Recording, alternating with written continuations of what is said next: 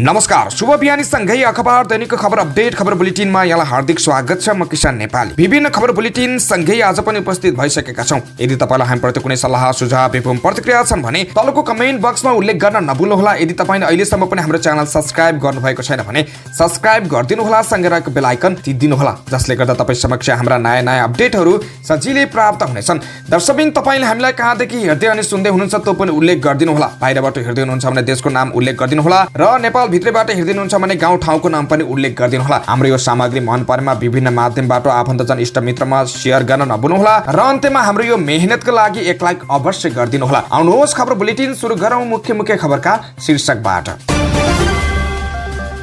Monsoon लम्बियो, धान नकाटौं, काटेको भए भित्रै हालौं। एमाले कर्णाली प्रदेश अध्यक्षमा गुलाबजंग शाह निर्वाचित। व्यक्तिगत स्वार्थका कारण जनताका अपेक्षा अनुसार काम हुन सकेन, मन्त्री बस्नेत। अनुमोल केसीले फिल्म रामवाड़ीका निर्मातालाई प्रहरी मार्फत फिर्ता गरे 10 लाख। इन्द्रजात्राको अन्तिम दिन बसन्तपुरमा महिलाले तानेर रथ। गान्धी युवा र राजनीतिक कर्मीका लागि प्रेरणाका स्रोत, परराष्ट्र मन्त्री साउदको टिप्पणी। म्याद गुज्रिएको बियर बजारमा झण्डै 1 करोड रुपियाँ बराबरको नष्ट। अख्तियार दुरुपयोग अनुसन्धान आयोगको प्रतिवेदन 1 वर्षमा झण्डै 21,000 उजुरी। आलुको बोरा लुटिएपछि खुलो 11 किलो सुन तस्करीको विवरण। बँदेललाई कृषि हानिकारक वन्य जन्तुको रूपमा घोषणा गर्ने तयारी, बाँदरबारे निर्देशन चाहिने। राष्ट्रिय नीतिमा सबै एक भएर अघि बढ्नुपर्छ, उपमहासचिव वर्षमान पुन अनन्तको टिप्पणी। ओलीको आधिकारिक प्यानल विरुद्ध एमालेमा प्रतिस्पर्धा। अनुदानमा लिएको बिउ नफलेपछि क्षतिपूर्ति माग्दै कृषक। मानव अधिकार आयोगको स्वतन्त्रता बारे अधिकार कर्मीहरू चिन्तित। सल्यानमा चितुवाको आक्रमणबाट 4 जना घाइते। एमसीसीमा सबैभन्दा कम लागत प्रस्ताव गर्ने ठेकदारसँग वार्ता गरिँदै। यातायात व्यवस्थाको तयारी बारे पूर्वाधार समितिले मन्त्री चावलासँग छलफल गर्ने। 14 मेन पावरलाई वैदेशिक रोजगार विभागले गर्यो निलम्बन। देशमा धार्मिक दंगा फैलिँदा राज्य चुप हुनु, शासक दलहरूको मौन समर्थन हो 3 दल। संविधानको व्यवस्था अनुरूप नै जिल्ला न्यायाधीश नियुक्ति गरेको हुँ, कानून मन्त्री गुरुङ।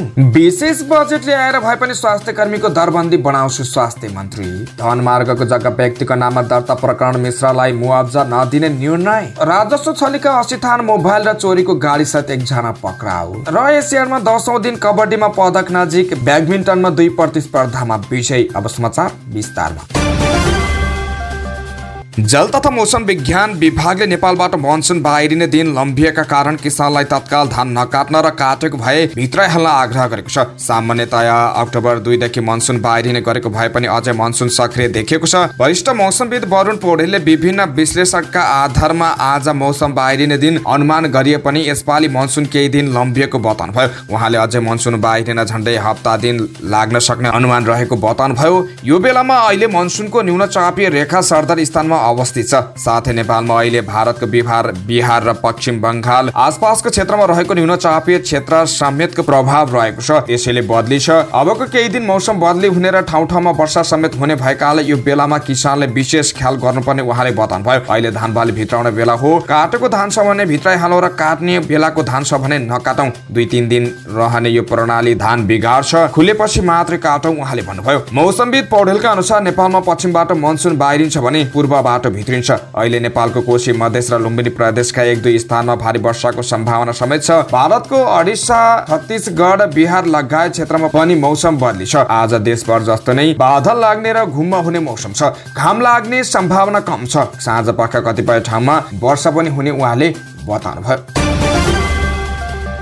नेकपा एमालेको कर्णाली प्रदेश अध्यक्षमा गुलाबजंग शाह निर्वाचित भएका छन्। सोमबार सकिएको मतगणनामा शाहले 369 मत पाएका छन्। उनका निकटतम प्रतिद्वन्दी मिनबहादुर शाहीले 207 मत पाएका छन्। प्रकाश रोकाईले 4 मत मात्र पाएका छन्। निर्वाचित अध्यक्ष शाहले पार्टीभित्र भएको लोकतान्त्रिक विधिमा विजय र पराजयलाई सामान्य रूपमा लिनुपर्ने बताएका छन्। उनले भने कुनै समूह र गुट थिएन, हुने पनि छैन। अध्यक्षमा पराजित शाहीले भने प्रत्येक प्रतिनिधिलाई आफ्नो नेता छान्ने अधिकार रहेको बताएका छन्। हार जित स्वाभाविक हुने भन्दै उनले भने भविष्यमा पार्टी निर्माणमा ल्याउने योजनामा एकैसाथ अगाडि बढ्न सक्छौं। कुनै मतभेद भएर आपसी संवादबाट हल गर्ने र पार्टीलाई कर्णालीमा पहिलो बनाउने बताएका छन्। यस्तै उपाध्यक्षमा टेकबहादुर पछाई निर्वाचित भएका छन्। उनले 342 मत पाउँदा लालबहादुर महतराले 176 र दानसिंह परियारले 59 मत पाएका छन्। सचिवमा ध्रुव बहादुर शाही 406 मतका साथ चुनिए। उनका निकटतम प्रतिद्वन्दी रुद्र बहादुर शाहीले 169 मत पाएका थिए।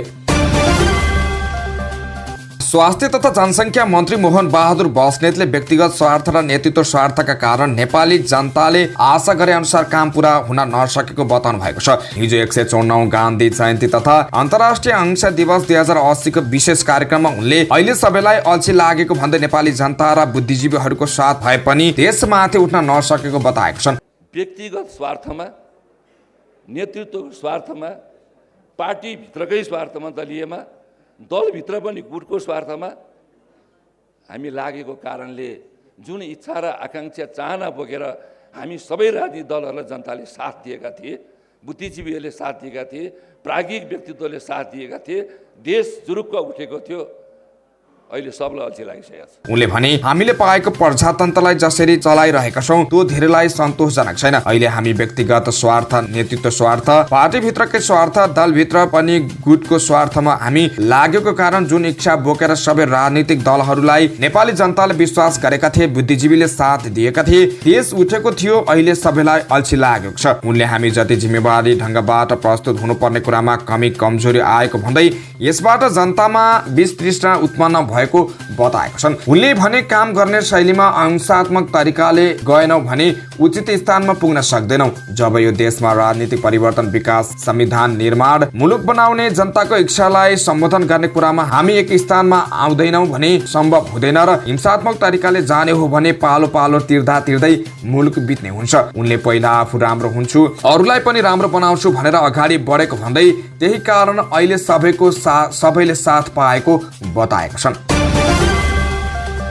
अभिनेता अनमोल केसीले फिल्म रावणका निर्मातालाई आफूले लिएको 10 लाख रुपियाँ प्रहरी मार्फत फिर्ता गरेका छन्। आर्थिक लेनदेन विवादको मुद्दामा पक्राउ परेर आइतबार रिहा भएका अभिनेता केसीले सोमबार जिल्ला प्रहरी परिषद काठमाडौँमा निर्मात्री सुप्रिया अर्थात् चन्द्रकला कटुवालको नाममा चेक काटेर बुझाएका हुन्। नबिल ब्याङ्कमा आफ्नो नाममा रहेको खाताको चेक निर्मात्री कटुवालको नाममा काटेर केसीले प्रहरीमा बुझाएको जिल्ला प्रहरी परिषद स्रोतले जनाएको छ। फिल्म रावणको विवादमा निर्मात्री कटुवालले अनमोल विरुद्ध उजुरी केसीले 10 लाख रुपियाँ पेशी रकम लिएर पनि फिल्ममा काम गर्न नमानी आर्थिक विश्वासघात गरेको जाहेरीमा उल्लेख थियो। प्रहरीले केसीलाई शुक्रबार बेलुका भक्तपुरको साँगाबाट पक्राउ गरेको थियो। आइतबार केसीलाई काठमाडौँ जिल्ला अदालतले हिरासतमा राख्न 3 दिनको अनुमति दिए पनि अनुसन्धानका लागि हिरासतमा राख्नुपर्ने अवस्था नदेखिएकोले रिहा गरेको थियो। प्रहरीले गरेको सोधपुछमा अनमोलले आफूले 10 लाख फिर्ता गर्न खोज्दा पनि रावण फिल्मका निर्माताले लिन अस्वीकार गरेको बताएका थिए। साथै स्क्रिप्ट चित्त नबुझेर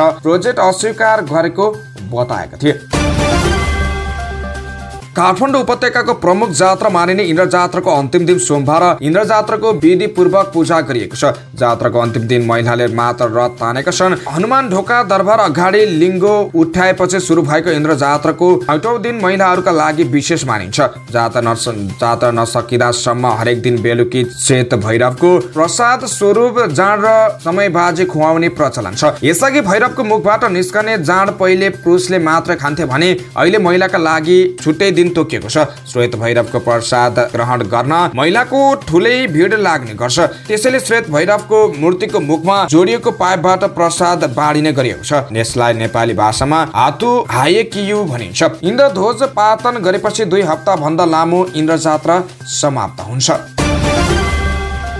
अर्थमन्त्री डाक्टर प्रकाश शरण महतले शेयर बजारलाई स्वास्थ्यकर बनाउन आवश्यक भएको बताएका छन्। सोमबार काठमाडौँमा आयोजित धितोपत्र बजारको पूर्वाधार उपकरण लगानीकर्ताको व्यवहार र बजार स्थायित्व कार्यक्रममा उनले साना आम बचतकर्ताहरूको लगानी सुरक्षित गर्नुपर्ने बताएका हुन्। शेयर बजारलाई स्वास्थ्यकर बनाउन जरुरी छ। आम लगानीकर्ता साना बचतकर्ताहरू छन्, उहाँको लगानी सुरक्षित गर्न आवश्यक छ उनले भने। उनले यस सम्बन्धी नियम कानुन अपुरो भएको भन्दै र यसलाई पूर्णता दिने काम भइरहेको बताएका छन्। पहिलेको तुलनामा ब्रोकरहरू बढेको कारणले प्रतिस्पर्धाको सुरुवात गर्न पर्ने आवश्यकता देखिएको उनको भनाइ छ।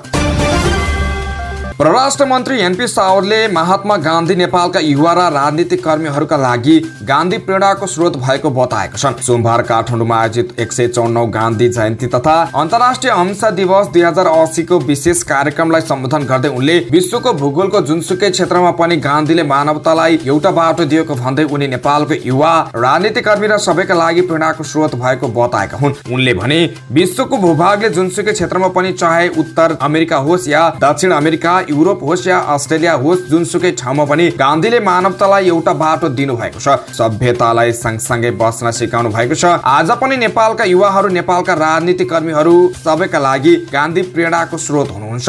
उनले नेपालीहरू राजनीतिक फाँटमा जहाँ भए तापनि अतीतमा जुनसुकै फरक बिन्दुमा उभिएको भए पनि भविष्य एउटै गराउने गरेर समृद्ध र सुन्दर नेपाल निर्माण गर्ने बाटोमा जाने अठोट लिएको बताएको छन्। उनले भने हामीले राजनीतिक फाँटमा जहाँ भए तापनि अतीतमा जुनसुकै फरक बिन्दुमा उभिएको भए पनि भविष्य एउटै गराउने गरेर समृद्धि र सुन्दर नेपाल निर्माण गर्ने बाटोमा जाने अठोट लिएका छौं।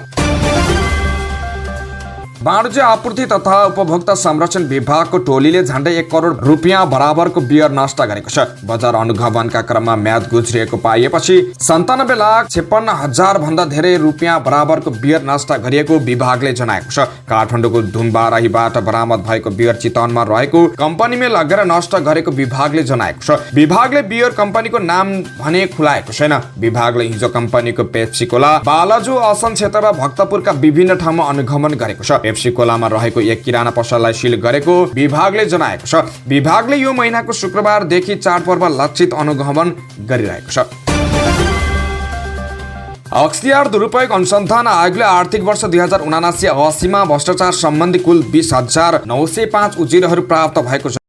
वर्ष 2079-80 मा आयोगमा विभिन्न माध्यमबाट प्राप्त भएका जम्मा 20,905 वटा उजुरीहरू दर्ता भए र यसै आर्थिक वर्षमा अघिल्लो आर्थिक वर्षबाट अनुसन्धान बाँकी रहेका, छानबिन बाँकी रहेका, अल्ल्या भएर आएका 7,162 उजुरीहरू थिए र यो 20,905 र 7,162 उजुरी गरी आर्थिक वर्ष 79-80 मा आयोगमा जम्मा 28,067 उजुरीहरू थिए र 28,067 उजुरीहरू मध्ये सबैभन्दा बढी उजुरी सङ्घीय मामिला अन्तर्गत भनेको स्थानीय तहका मात्रै उजुरी 35.95 अर्थात् झन्डै 36% उजुरी स्थानीय तहसँग सम्बन्धित देखिन्छ। त्यस्तै यहाँ क्रमशः विभिन्न मन्त्रालयको छ, यो यहाँहरूको हातमा आएको छ।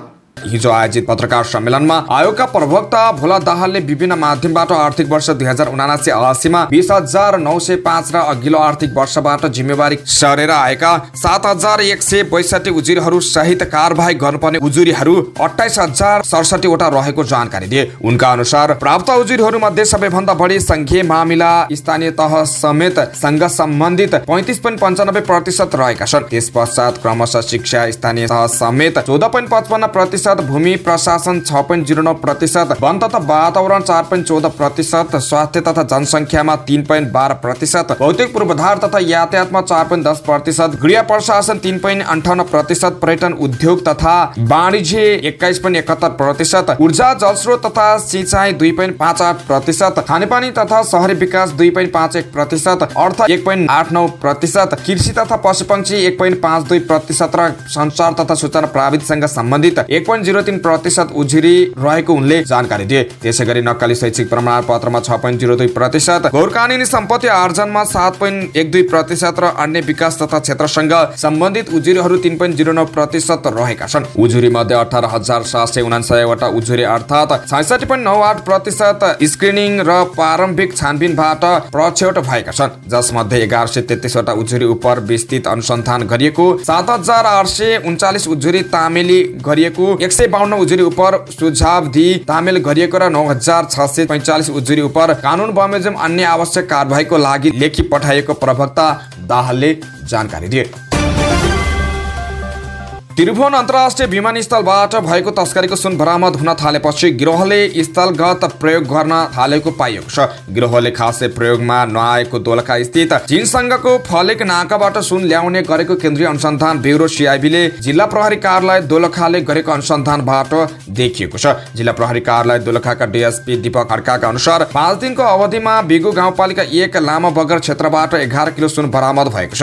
इलाका प्रहरी कार्यालय सिंगाटीबाट प्रहरी निरीक्षक विक्रम लामाको नेतृत्वमा खटिएको टोलीले गएको बुधबार 4 किलो सुनसहित लामा बगरका केशर तामाङलाई पक्राउ गरेको थियो। उनको बयानका आधारमा यसमा पेम्बा तामाङ र नर्बु छिरिङ शेर्पा पक्राउ परेका थिए। शेर्पा नेपालका तस्करीको सुन व्यवस्थापन गर्ने मुख्य व्यक्ति भएको अनुसन्धानमा संलग्न अधिकृतहरू बताउँछन्। भरिया तामाङ सत्तारूढ नेपाली कांग्रेसको युवा संगठन तरुण दलसँग आबद्ध व्यक्ति समेत हुन्। उनकै बयानका आधारमा प्रहरीले बिहीबार जामुने स्थित सीता तामाङको घरबाट थप 3 किलो सुन बरामद गरेको थियो। अनुसन्धानका क्रममा प्रहरीले थप 4 किलो सुन यही गृहसँग रहेको थाहा पाएको थियो। यस क्रममा लामा बगरमा ढुङ्गामुनि लुकाएर राखिएको अवस्थामा फेला परेको सुन समेत गरेर कुल 11 किलो सुन प्रहरीले बरामद गरेको हो। चीनको हङकङबाट ब्रेक्सु भित्र लुकाएर ल्याएको 60 किलो सुन प्रकरणमा अनुसन्धान सकेर फाल बुझाए लगत्तै उत्तरी नाकाबाट फेरि सुन बरामद भएपछि यसमा सीआईबीले पनि चासो देखाएको थियो। 3 किलो सुन बरामद भए लगत्तै सीआईबी को टोली पनि यसको अनुसन्धानमा खटिएको छ। सीआईबी की निर्देशक किरण बज्राचार्य भन्छन् प्राविधिक पक्षको विश्लेषण र बजारसम्म सुन पठाउने सम्मका विषयमा टोलीले अनुसन्धान गरिरहेको छ। बज्राचार्यका अनुसार हवाई मार्गबाट आएको सुन र दोलखामा बरामद 11 किलो सुन र दुवै एउटै कम्पनीको उत्पादन भएको देखिएको छ। त्यसकारण प्रहरीले यस प्रकरणमा 60 किलो सुनसँग पनि जोडिन्छ कि भन्ने आधारमा हेरेको उनले बताएका छन्। सरकारले बँदेरलाई कृषि हानिकारक वन्यजन्तुको रूपमा घोषणा गर्ने तयारी थालेको छ। सोमबार सिंहदरबारमा बसेको राष्ट्रिय सरोकार तथा समन्वयन समितिको बैठकमा वन तथा वातावरण मन्त्रालयका सचिव डाक्टर दीपक कुमार खरेलले तत्काल बँदेरलाई कृषि हानिकारक वन्यजन्तुको रूपमा घोषणा गरेर जाने तयारी भइरहेको बताएका हुन्। पाँदरको केसमा भने सांसदमै सहमति गरेर वा संकल्प प्रस्ताव पास गरेर नगइकन सरकारबाट सिधै मार्ने पक्राउने लगायत काम गर्दा धार्मिक सांस्कृतिक पारम्परिक रूपमा प्रश्न उठ्ने बताएका छन्। उनले संसद र समितिले बाँधरका लागि दिने निर्देशनले मन्त्रालयलाई सोही अनुसारको योजना बनाएर काम गर्न सहज हुने बताएको छन्। उनले मानव जीव जन्तु द्वन्द्व समाधानका लागि ठाउँ-ठाउँमा ठूला वन्यजन्तु पार्क नबनाउने हो भने समस्या समाधान गर्न कठिन रहेको बताएको छन्। समितिको बैठकमा बोल्दै राष्ट्रिय निकुञ्ज तथा वन्यजन्तु संरक्षण विभागका महानिर्देशक सिन्धु प्रसाद ढुङ्गानाले मानव वन्यजन्तु द्वन्द्वका लागि बनाएको निर्देशिका क्षतिपूर्ति नभएको बताए। त्यो निर्देशिका राहत मात्रै भएको उनको भनाइ थियो। मानव वन्यजन्तु द्वन्द्व समाधानका लागि 20 देखि 22 करोड चाहिने अनुमान रहे पनि अर्थ मन्त्रालयले 10 करोड मात्र बजेट दिएको यो रकम अपर्याप्त रहेको बताए। समितिको बैठकमा बोल्दै वन तथा भू संरक्षण विभागका महानिर्देशक शिवकुमार वाग्लेले राष्ट्रिय गौरवका आयोजना वा सबै किसिमका विकासका आयोजनामा वनका कारण समस्या भयो भन्ने कुरा बुझाइको कमी भएको उल्लेख गरे। उनले स्थानीय तहलाई दिएको अधिकारले वन क्षेत्र विकास गर्न र रुख काट्न अनुमति नदिएको भन्दै यसका प्रक्रियागत कुरा लामो हुने गरेको बताएको छ। नेकपा माओवादी केन्द्रका उपसचिव वर्षमान पुनले धार्मिक सामाजिक सद्भाव बिथोलिने घटनाहरू भइरहेको प्रति राज्य सत्ताको नेतृत्व गरिरहेका नेतृत्व वर्ग र मूल राजनीतिक दलले लचकता, संयमता र धैर्यताको साथ काम गर्नुपर्ने बताएको छ। तर फेरि पनि हामी हाम्रो विश्वको अनुभव र आफ्नो देशकै अनुभवलाई हेरेर हामी फेरि मेलमिलापमा, शान्तिमा, सहकार्यमा र आपसी सद्भावमा फर्किएका छौँ। हामी सबै आजको मूल राजनीतिक धार भनेको शान्तिको धार, प्रतिस्पर्धाको धार, आपसी सामञ्जस्यताको धार र एउटा राष्ट्रिय शक्ति निर्माणको धार नै मुख्य धार रहेको छ। उनले सामाजिक सद्भाव बनाएर लैजान आवश्यक भएको भन्दै राष्ट्रिय नीतिमा सबै एक भएर अगाडि बढ्नुपर्ने बताए। 154औं गान्धी जयन्ती तथा अन्तर्राष्ट्रिय अहिंसा दिवस विशेष कार्यक्रममा पुनले नेपालमा पछिल्लो समय धार्मिक सामाजिक सद्भाव बिथोल्ने घटना भइरहेको भन्दै त्यसमा राज्यको शक्तिलाई विश्वासमा लिएर राष्ट्रिय सद्भाव कायम राख्न मूलधार निर्माण गर्नुपर्नेमा जोड दिए। उनले भने राष्ट्रिय शक्तिलाई विश्वासमा लिएर हाम्रा विदेश नीति, आर्थिक नीति, विकास नीति, शिक्षा नीति, सामाजिक रूपान्तरणका नीति, सांस्कृतिक लगायत राष्ट्रिय नीतिहरूमा सत्ता पक्ष, प्रतिपक्ष, राजनीतिक र राज्यका अन्य सबै शक्तिहरूलाई विश्वासमा लिएर मूलधार निर्माण गर्नुपर्छ। पछिल्लो समय धार्मिक सामाजिक सद्भाव बिथोल्ने गतिविधि र घटना बढेकोमा उनले राज्यको नेतृत्व गरिरहेको नेतृत्व वर्गले लचक, संयम र धैर्य देखाएर सामाजिक सद्भाव कायम गर्नुपर्ने बताएका छन्। विभिन्न सामाजिक धार्मिक सद्भावहरू बिथोलिने घटनाहरू देखिएका छन्। त्यसमा मूल राजनीतिक दलहरू, राज्य शक्तिको नेतृत्व गरिरहेको नेतृत्व वर्गले लचकता, संयमता र धैर्यताका साथ एउटा सामाजिक सद्भाव बनाएर जानुपर्ने छ उनले भने।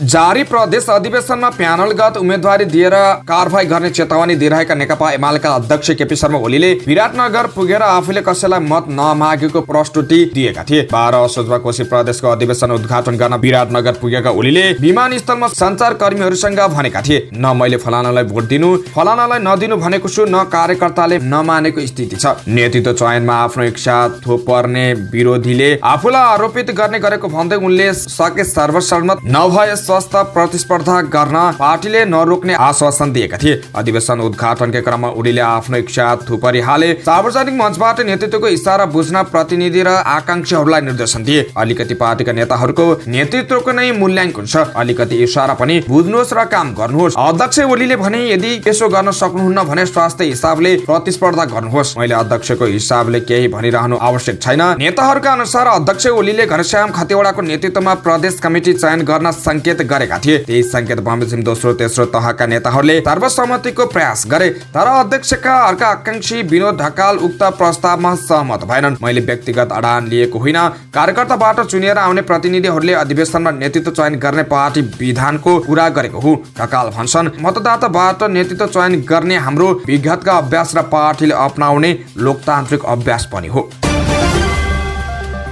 उदयपुरको कटारी नगरपालिकाले आर्थिक वर्ष 2079-80 मा किसानलाई अनुदानमा धानको बिउ वितरण गरेको थियो। नगरपालिकाले धान उत्पादनलाई बढावा दिन सहुलियत मूल्यमा धान उपलब्ध गराएको थियो। नगरपालिकाले 50% अनुदानमा बिउ उपलब्ध गराएपछि हर्षित भएका किसान धान नफलेपछि निराशा भएका छन्। केही धान पसाइसक्यो, केही पसाउने तयारीमा छन्, कोही त पसाउला जस्तो नै लाग्दैन। किसान मोहन धुनुवारले भने छिम्ले भयो, पहिलाको पाकेर झर्दा अरू पसाउला जस्तो छ। गत वर्ष नगरपालिकाले दिएको धानको बिउले राम्रो उत्पादन दिएपछि यसपटक 25 कट्टामा रामधान जातको बिउ लगाएको उनले बताएका छन्। कटारी 3 तारा घारीका अमित श्रेष्ठले पनि गत वर्ष रामधान जातको बिउ नगरपालिकाबाट ल्याएर 2 कट्ठामा परीक्षणका रूपमा लगाएका थिए। त्यति बेला प्रशस्त फल्यो हौसिएर यस वर्ष 15 कट्ठामा अनुदानमा बिउ लगाए। उनले भने यस वर्ष त धान त फल्ने भन्दा पनि कोही फल्ने कोही फल्दै नफल्ने बिरुवा मात्रै बढ्ने भयो। 50% अनुदानमा प्रति किलो रु 33 का दरले बिउ लिएका कृषक अहिले धानको अवस्था देखेर चिन्तामा डुबेका छन्। यस्तो लापरवाही पनि कृषकसँग गर्नुहुन्छ। कृषक दुनारले भने कृषक त मरे जस्तै भयो, यस वर्ष यसको क्षति कसले बेहोर्ने। कृषक श्रेष्ठले किसानलाई आर्थिक भार पर्ने भएकाले राहत पाउनु पर्नेमा जोड दिए। वर्षभरि खानुपर्ने धान नफलेपछि हामीलाई क्षतिपूर्ति दिनुपर्छ। उनले भने धान फल्ने बेला उत्पादन नदिएपछि क्षतिपूर्ति पाउनु पर्ने किसानले बताएका छन्। राष्ट्रपति रामचन्द्र पौडेलले सरकारले सबै प्रक्रिया पूरा गरेर मन्त्री परिषदबाट पास गरी ल्याएको विषयलाई आफूले इन्कार गर्न नसक्ने संवैधानिक व्यवस्था रहेको स्पष्ट पारेको छन्। संविधान दिवसका अवसरमा कैदी मिनाह गरिएको विषयमा ध्यानकर्षण गराउन गएका राष्ट्रिय स्वतन्त्र पार्टीका सभापति रवि लामिछाने सहितको प्रतिनिधि मण्डलसँग राष्ट्रपति पौडेलले संसदीय व्यवस्थाको मान्यता अनुसार मन्त्री परिषदले गरेको निर्णयको जस अपजसको भागी सरकार नै हुने भएकाले सरकारलाई नै प्रश्न गर्न आग्रह गरेका छन्। उनले संविधानले राष्ट्रपतिलाई विवेक प्रयोग गर्न दिएको ठाउँमा आफूले प्रश्न उठाएर 34 जनाको आम माफीका लागि गृह मन्त्रालयबाट आएको पत्र फिर्ता गराएको स्मरण गराएको राष्ट्रपतिको सचिवालयले जनाएको छ। हाम्रो संविधान, हाम्रो गणतन्त्र, हाम्रो संसदीय व्यवस्था तपाईहरूले बुझ्नु भएको छैन भन्ने मलाई लाग्दैन। राष्ट्रपति पौडेलले भने तपाईहरू संसदमा हुनुहुन्छ, सरकार पनि संसदमा नै छ, त्यही तपाईहरूले प्रधानमन्त्री गृहमन्त्रीलाई किन जवाफदेही बनाउन सक्नु भएन र सोझे यहाँ आउनुभयो। अलिकति यो संविधान र व्यवस्था अनुसार प्रक्रिया मिलेन कि जस्तो लाग्यो। कहिलेकाहीँ यहाँ आउनुपर्ने अवस्था नेताहरूको हुन सक्छ, तर यसपटक राष्ट्रिय स्वतन्त्र पार्टीको प्रतिनिधि मण्डल आएको उल्टो भयो कि जस्तो लागेको राष्ट्रपतिले बताएको छन्। संविधानमा राष्ट्रपतिले जो विवेकले आम माफी दिन सक्ने व्यवस्था टेकेर आएको 34 जनाको बारेमा विधि प्रक्रियाका सम्बन्धमा मैले प्रश्न उठाएर गृह मन्त्रालयमा फर्काइदिएको छु। पौडेलले भने जहाँसम्म 370 जनाको बाँकी कैद मिनाहको विषय छ, त्यो सबै प्रक्रियाहरू पुर्याएर मन्त्री परिषदले निर्णय गरेपछि आएको विषय मैले स्वीकार गर्नुपर्ने संवैधानिक व्यवस्था छ। अनौपचारिक क्षेत्र सेवा केन्द्र एनसेका अध्यक्ष डाक्टर कुन्धन अर्यालले मानवाधिकार आयोगलाई स्वतन्त्रताको सवालमा सरकार गम्भीर हुनुपर्ने बताएको छन्। सोमबार काठमाडौँमा आयोजित वर्तमान सन्दर्भमा राष्ट्रिय मानवाधिकारको भूमिका विषय कार्यक्रममा उनले आयोगको राजनीतिक तथा प्रशासनिक स्वतन्त्रता बारे पहिलेदेखि नै कुरा उठेको भन्दै सरकारले यसलाई गम्भीरतापूर्वक लिनुपर्ने बताएको छन्। उनले आयोगका सहायता र आयोगको स्वतन्त्रता बीच वित्तीय स्वार्थ, राजनीतिक निर्माणको कुरा, प्रशासनिक स्वार्थ स्वार्थको कुरा सबै पहिलेदेखि नै उठिरहेको छ। त्यसैको लागि नयाँ कानुन सरकारले संसदले गर्नुपर्छ र यो असाध्यै महत्त्वपूर्ण छ। उनले सरकारी आयोग र स्थायित्वको सवालमा पनि ध्यान दिन आवश्यक रहेको बताएका छन्। सहायताको कुरा यति संवेदनशील छ, कतै यस्तो सन्देश पनि नआओस् कि मानवाधिकार आयोग नेपालको गजब छ, एउटा सरकारले नियुक्ति गर्छ, अर्को सरकार आएर त्यसलाई घुमाएर राजीनामा गर्न लगाउँछ भन्ने सन्देश गयो भने के हुन्छ? सरकार आउँछ जान्छ, आयोगले दिगो काम गर्छ एउटाले भन्ने पनि त हो नि। उनले भने यस्तै मानव अधिकार आयोगका सदस्य लिली थापाले मानव अधिकारका सवालमा सबैजना गम्भीर हुनुपर्ने बताएकी छन्।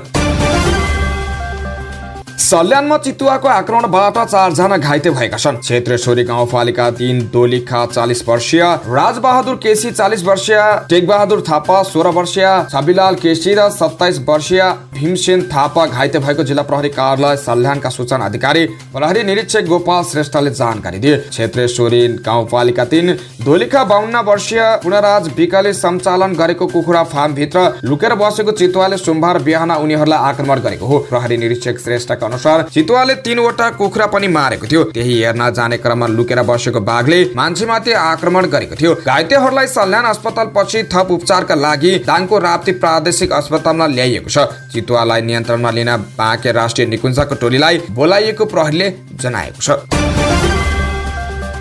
मिलेनियम च्यालेन्ज कर्पोरेसन एमसीसी को प्रसारण लाइन परियोजनाको टेन्डरमा सबैभन्दा कम प्रस्ताव नै लागत अनुमान भन्दा 66% उच्च भएपछि ठेकदारसँग वार्ता गर्ने भएको छ। एमसीसी अन्तर्गत प्रसारण लाइन परियोजनामा 3वटा प्याकेजमा टेन्डर आह्वान गरिएकोमा सबै बोलपत्र दाताले एमसीएले गरेको लागत अनुमान भन्दा उच्च लागत प्रस्ताव गरेका थिए। तीमध्ये हरेक प्याकेजमा सबैभन्दा कम प्रस्ताव गर्ने ठेकदारसँग वार्ता गरेर लागत अनुमानमै काम गराउन प्रयास गर्ने एमसीसी नेपाल स्रोतले बताएको छ। 3वटा प्याकेज मध्ये पहिलो प्याकेजमा भारतको ट्रान्सलेयर लाइटिङ प्रणाली तथा दोस्रो र तेस्रो प्याकेजमा भारतकै टाटा प्रोजेक्ट लिमिटेडले सबैभन्दा कम टेन्डर प्रस्ताव गरेका थिए। एमसीए नेपालले यी 2 कम्पनीसँग सुरुमा वार्ता मार्फत आफूले गरेको लागत अनुमान अनुरूप नै काम गराउने प्रयास गर्नेछ। एमसीसी स्रोतले भन्यो, बोलपत्र खुलाउन अघि नै गरेको लागत मूल्याङ्कन भन्दा अत्याधिक धेरै रकमको बोलपत्र पर्यो भने ठेक्का प्रक्रिया पुनः रूपमा रद्द गर्न सक्ने वा वार्ता मार्फत लागत अनुमान नै काम गराउन सक्ने अवस्था एमसीए नेपालको खरिद निर्देशिकामा छ। संघीय संसद प्रतिनिधि सभा अन्तर्गतको पूर्वाधार विकास समितिले भौतिक पूर्वाधार तथा यातायात मन्त्री प्रकाश जावलालाई बोलाएको छ। सोमबार बसेको बैठकलाई दशैं तिहार जस्ता चाडपर्वलाई लक्षित गर्दै यातायातको व्यवस्थापन बारे सचेत गराउने उद्देश्यका साथ असोज 17 गते बुधबार बस्ने समितिको बैठकमा मन्त्री जावला सहितका भौतिक पूर्वाधार तथा यातायात मन्त्रालयका पदाधिकारीलाई बोलाउने निर्णय गरेको समितिका सभापति दिपक बहादुर सिंहले जानकारी दिए। उनले भने समितिको बैठक असोज 17 गते बुधबार बिहान 11 बजे बस्नेछ। यसमा पूर्वाधार मन्त्रालय मन्त्रीलाई उपस्थित हुन आग्रह गर्दछु। अहिले दशैं तिहार छठ पर्व भएकाले यताबाट जाने राजमार्ग वर्षात र पहिरोले तहस नहस भएको छ। चाँडो बनाउन र उपत्यकाबाट बाहिरिने जिल्लाहरूमा लाखौंको संख्यामा जनताहरू घर जाने भएकाले जाने बस व्यवस्थापन र टिकटको व्यवस्थापन गर्न मन्त्रीज्यूलाई बोलाएको छु। असोज 17 गते बस्ने बैठकमा मन्त्री जावला समक्ष समितिका सदस्यहरूले दशैं तिहार जस्ता चाडपर्वमा घर जाने यात्रुहरूका लागि आवश्यक यातायातको व्यवस्था गर्ने सम्बन्धमा ध्यानकर्षण गराउने पनि सो समितिले जनाएको छ। वैदेशिक रोजगारीका लागि आवश्यक भाषा तथा संस्कृति सम्बन्धी तालिमको शंकास्पद प्रमाणपत्रका आधारमा नेपाली कामदारलाई जापान पठाएको अभियोगमा 14वटा मेनपावर कम्पनी निलम्बनमा परेका छन्। वैदेशिक रोजगार विभागका प्रवक्ता कविराज उप्रेतीका अनुसार उनीहरूलाई उजुरीका आधारमा अनुसन्धान जारी भइरहेको छ। सो अनुसार संलग्नता देखिएको आधारमा यी संस्थालाई निलम्बन गरी अनुसन्धान अगाडि बढाएको उनले जानकारी दिएका छन्। यस कार्यमा अन्य संस्था समेत संलग्न रहेको सम्बन्धमा भने अनुसन्धान जारी रहेको समेत विभागले जनाएको छ। जापानी भाषा र संस्कृतिको तालिममा यस्तो प्रमाणपत्र पेश भएको विभागको भनाइ छ। देशमा धार्मिक तथा जातीय एदङ्ग फैलिरहँदा राज्य चुप रहनुले त्यसमा शासकहरूको मौन समर्थन हुन सक्ने 3 दलले आशंका व्यक्त गरेका छन्। सोमबार सांसद डबलीमा उनीहरूले संयुक्त पत्रकार सम्मेलन गरी पुष्पकमल दाहाल प्रचण्ड नेतृत्वको सरकारले धार्मिक अतिवादीहरूलाई नियन्त्रणमा लिन तदारुकता नदेखाएको आरोप समेत लगाएको छन्। नेपाल संघीय समाजवादी पार्टीका अध्यक्ष रजिवान आन्सारीले पूर्वको धरान्तराईको सर्लाही हुँदै देशभरि धार्मिक द्वन्द्व फैलिरहेको र देशलाई अस्थिर बनाउने अतिवादी प्रहरीहरूलाई नियन्त्रण गर्नको साटो राज्य मुखदर्शक बनेको आरोप लगाए। पूर्व गृह मन्त्री समेत रहेका अन्सारीले ठूलो बलिदानी पश्चात आएको परिवर्तनलाई उल्ट्याउन षड्यन्त्र भएको बताउँदै भने तानाशाहहरूलाई फालेर आएको परिवर्तन सहजै कहाँ उठिन्छ। राजा आऊ देश बचाऊ होइन, किनकि राजा ल्याएर जनता पुनः जंगली राज्यमा फर्कादैनन्। देशमा क्रान्तिकारीहरू सत्तामा हुँदा जातीय तथा धार्मिक ढंगले बढावा पाएको र अतिवादीहरू सामी सरकारले हात जोडेको आरोप उनले लगाएको छन्। सामाजिक एकता पार्टीका अध्यक्ष शिवी गहतराजले बलिदानीबाट प्राप्त संघीयता, गणतन्त्र, समावेशिता अनि धार्मिक निरपेक्षता जस्ता उपलब्धिमाथि प्रहार गरेर त्यसलाई उल्ट्याउन सुनियोजित हमला भएको बताएका थिए। कानून न्याय तथा संसदीय मामिला मन्त्री धनराज गुरुङले संविधानको व्यवस्था अनुरूप नै जिल्ला न्यायाधीशहरू नियुक्ति गरिएको बताउनु भएको छ। सोमबार प्रतिनिधि सभा अन्तर्गतको कानून न्याय तथा मानव अधिकार समितिको बैठकमा मन्त्री गुरुङले संविधानको व्यवस्था अनुरूप नै जिल्ला न्यायाधीशहरूको नियुक्ति गरेको बताउनु भएको हो। केही दिन अघि जिल्ला न्यायाधीश नियुक्ति भएकाहरू न्याय सेवा आयोगले लिएको परीक्षा उत्तीर्ण हुन नसकेकाहरू पनि परेका भन्दै समिति बैठकमा सांसदहरूले विरोध जनाएका थिए। सांसदहरूले न्याय परिषद र न्याय सेवा आयोगलाई नै समिति बैठकमा बोलाएर यसबारे छलफल गर्नुपर्ने बताएका थिए। त्यही कुराको जवाब दिँदै मन्त्री गुरुङले संविधानको धारा 149 को उपधारा 2 क बमोजिम न्यायाधीशहरूको नियुक्तिका लागि सिफारिस गरिएको बताउनु भएको हो। उहाँले भन्नुभयो, संविधानको धारा 149 को उपधारा 2 को खण्ड ख र ग बमोजिम छुटाइएको पदमा त्यही वर्षमा यदि विज्ञापन भए बमोजिम न्यायाधीश नियुक्ति हुन नसकेको अवस्थामा त्यही वर्षमा त्यही धाराको खण्ड क बमोजिम नियुक्ति गर्ने कामलाई सिफारिस गर्ने भन्ने सन्दर्भ यहाँ मैले जोड्नु पर्ने भएको कारणले मैले यो भनेको हुँ। फेरि न्याय परिषद, न्याय सेवा आयोगले पुरै संविधान विरुद्ध काम गरेको रहेछ कि भनेर सन्देश नआओस् भनेर पनि मैले यदि कुरा यहाँ राख्न खोजेको मात्र हो। न्याय परिषद र न्याय सेवा आयोगको साथीहरू बोलाउनुहुन्न भन्न खोजेको होइन। समितिले चाहेमा बोलाउन सक्छ। मन्त्री गुरुङले सम्पत्ति शुद्धिकरण सम्बन्धी विधेयक संसदबाट पारित गर्न ढिलो भइसकेको बताउनु भयो। उहाँले उपसमिति बैठकमा संशोधनकर्ता सांसदहरू नै अनुपस्थित भएको भन्दै असन्तुष्टि व्यक्त गर्नुभयो। स्वास्थ्य तथा जनसङ्ख्या मन्त्री मोहन बहादुर बस्नेतले विशेष बजेट ल्याएर भए पनि स्वास्थ्य कर्मीको दरबन्दी बढाउने घोषणा गर्नुभएको छ। सोमबार काठमाडौँमा आयोजित अन्तर्राष्ट्रिय अहिंसा दिवस र गान्धी जयन्ती कार्यक्रममा मन्त्री बस्नेतले यस्तो बताउनु भएको हो। उहाँले कसैको कुरा नसुन्ने अहिले गाउँमा पनि चिकित्सकहरू पठाएको र यो काम नेपालको इतिहासमा पहिलो पटक भएको दावी गर्नुभयो। उहाँले चाँडै भन्दा चाँडै दरबन्दी बढाउने कुरामा सरकार लागिरहेको र त्यसका लागि विशेष बजेट ल्याउने पनि बताउनु भयो। उहाँले भन्नुभयो, दुर्गम ठाउँमा डाक्टर स्वास्थ्यकर्मी छैनन्। मैले कसैको कुरा नसुनेर गाउँमा स्वास्थ्यकर्मी पठाइदिएको छु। यो इतिहासमै पहिलो पटक हो। नेपालमा दरबन्दी 1/4 मात्र छ। चाँडै भन्दा चाँडै दरबन्दी बढाउने कुरामा लागिरहेको छु। पैसा विनियोजन छैन। विशेष बजेट ल्याएर भने पनि गर्ने हो। संविधानमा लेखिए जस्तै हामीले काम गर्नुपर्छ। गरिब र विपन्न भएकै कारण उपचार गर्न नसक्ने कोही मान्छे फेला पारे मलाई जिम्मा लगाइदिनुस्। म निःशुल्क उपचार गर्छु। हामी सुधारको प्रक्रियामा लागेको छौँ। मन्त्री बस्नेत अहिंसात्मक माध्यम र तरिका अपनाउन नसके समाजमा राम्रो नहुने बताउनु भयो। गौतम बुद्ध अन्तर्राष्ट्रिय विमानस्थलको धन मार्ग र पर्खालभित्र पर्ने जग्गा व्यक्तिको नाममा दर्ता गरेर मुआवजा माग गरेका पर्वत राजकान्त मिश्रलाई जिल्ला मुआवजा निर्धारण समितिले मुआवजा नदिने निर्णय गरेको छ। भूमाफिया र मालपोत कार्यालयसँगको मिलेमत्वमा कसैको नाममा दर्ता नरहेको 4 बिघा 17 कट्टा थधुर जमिन गत 2080 वैशाख 8 जिल्ला मालपोत कार्यालय रूपन्देहीले मिश्रको नाममा दर्ता गरिदिएको थियो। सिद्धार्थ नगर नगरपालिका 5 का मिश्रको नाममा मालपोतले जमिन दर्ता गरिदिएपछि उनले गत वैशाख 27 गते मुआवजा माग गर्दै गौतम बुद्ध अन्तर्राष्ट्रिय विमानस्थल आयोजना कार्यालयमा निवेदन दिएका थिए। यसबारे प्रश्न उठेपछि मुआवजा समितिका अध्यक्ष समेत रहेका प्रमुख जिल्ला अधिकारी गणेश आचार्यले आन्तरिक छानबिन र सर्वपक्षीय छलफल राखेर आएको सुझावका आधारमा मिश्रलाई मुआवजा बापत रकम उपलब्ध गराउने निर्णय गरेका हुन्। फिल्ड बुकमा भए पनि कसैको नाममा दर्ता नभएको र हक दाबी भन्दा बढी भएका कारण उक्त जग्गा 58 वर्ष पहिला नै सिद्धार्थ नगर 10 की सुर्जा मिस्ट्राइलले 7 नम्बर फाँटबारी भनेर काली मन्दिरलाई दिएकी थिइन्। तर गत वैशाख 8 गते मालपोत कार्यालय रूपन्देहीले मिश्रको नाममा दर्ता गरिदिएको थियो। गौतम बुद्ध अन्तर्राष्ट्रिय विमानस्थलको अधिकरणमा परिसकेको 7वटा किता रहेको उक्त जमिन एकाएक मिश्रको नाममा दर्ता भएर आएपछि चौतर्फी विरोध भएको थियो। काठमाडौँ उपत्यका अपराध अनुसन्धान कार्यालयको टोलीले राजस्व छलीका विभिन्न मोबाइल तथा चोरीको गाडी सहित एकजनालाई पक्राउ गरी सोमबार सार्वजनिक गरेको छ। पक्राउ पर्नेमा रामेछापको लिखु गाउँपालिका 6 घर भई काठमाडौँको कागेश्वरी मनहरी नगरपालिका 7 बस्ने 29 वर्षीय मिलन श्रेष्ठ रहेको उपत्यका अपराध अनुसन्धान कार्यालयका प्रहरी उपरीक्षक रविन्द्र रेग्मीले जानकारी दिनुभयो। उहाँका अनुसार काठमाडौँ महानगरपालिका 22 न्यू रोड क्षेत्रमा राजस्व छलीका विभिन्न मोबाइल लुकाइराखेको भन्ने सूचनाका आधारमा खटिएको विशेष प्रहरी टोलीले 80 थान मोबाइल र 195094 नम्बरको सेतो रङको जीप सहित श्रेष्ठलाई पक्राउ गरेको हो। पक्राउ परेका व्यक्ति तथा सामान आवश्यक कारबाहीका लागि त्रिभुवन अन्तर्राष्ट्रिय विमानस्थल भन्सार कार्यालयमा पठाएको प्रहरीले जनाएको छ। समाचारको क्रममा खेल खबर। पहिलो पटक एसियाली खेलकुदमा सहभागी भएको नेपाली महिला कबड्डी टिमले 19औं एसियाडमा सोमबार बङ्गलादेशमाथि ऐतिहासिक जित निकालेको छ। अन्जाउ स्थित जियोसान ग्यावली स्पोर्ट सेन्टरमा भएको समूह बी को पहिलो खेलमा नेपालले बङ्गलादेशलाई 37-24 ले पराजित गर्दै पदको सम्भावना बलियो बनाएको छ। 3 राष्ट्र मात्र रहेको यो समूहमा नेपाल र बङ्गलादेश सहित इरान छन्। मेनुका राजवंशीको कप्तानीमा रहेको नेपाली टोलीले मंगलबार इरान विरुद्ध प्रतिस्पर्धा गर्नेछ। इरान र बङ्गलादेश बीचको खेल बुधबार हुनेछ। इरानसँग नेपाल पराजित भएमा पनि अन्तिम खेलमा इरानले बङ्गलादेशलाई हराएमा नेपाल सेमी फाइनलमा पुग्नेछ र कम्तीमा काँस्य पदक सुनिश्चित गर्नेछ। 2018 मा इन्डोनेसियामा भएको एसियाडमा इरानले महिला कबड्डीमा स्वर्ण जितेको थियो। महिला कबड्डीमा जम्मा 7 राष्ट्र सहभागी छन्। समयमा भारत, थाइल्यान्ड, दक्षिण कोरिया र चाइनिज ताइपे छन्। सन् 2019 मा काठमाडौँमा भएको 19औं सागमा रजत जितेको कबड्डीले पहिलो पटक एसियाडमा सहभागिता जनाउँदा डेब्यू खेल जित्दै ऐतिहासिक पदक नजिक पुगेको हो। त्यस्तै एसियाड अन्तर्गत ब्याडमिन्टनको मिक्स डबल र पुरुष डबलमा सोमबार नेपाल प्री क्वार्टर फाइनलमा प्रवेश गरेको छ।